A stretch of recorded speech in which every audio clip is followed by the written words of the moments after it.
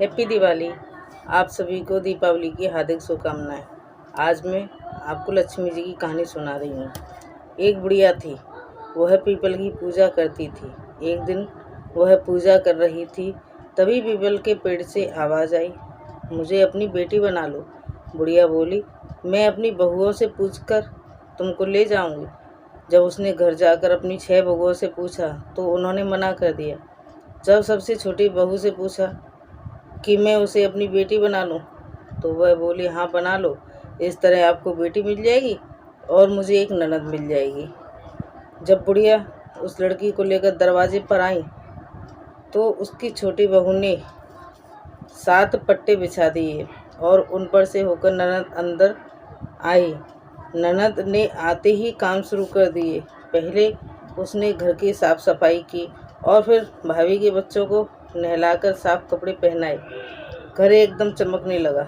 जब बहू ने ननद से कहा कि दीदी आप खाना खा लो, तब वह बोली, भैया को आ जाने दो, तभी मैं सबके साथ खाना खा लूँगी। भैया आ गए तो बहू ने 4 थालियाँ लगा दी। जब खाना खा चुके थे, बहू ने देखा कि चारों थालियाँ सोने की हो गईं। बहू ने ननद से कहा कि मेरी एक इच्छा है, मैं सबको खूब खिलाऊं पिलाऊं। ननद बोली, ऐसा ही करो।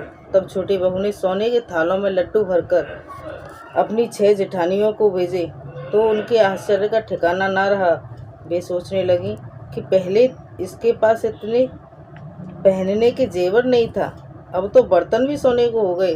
हो ना हो यह उसी लड़की की करामात है। वास्तव में वह लड़की कोई और नहीं, स्वयं लक्ष्मी जी थी। जब वह जाने को कहने लगी, बहू बोली, ननद जी यहीं रहें। ननद बोली, मैं टिक कर कभी नहीं रहती, मैं तो आती जाती रहती हूँ।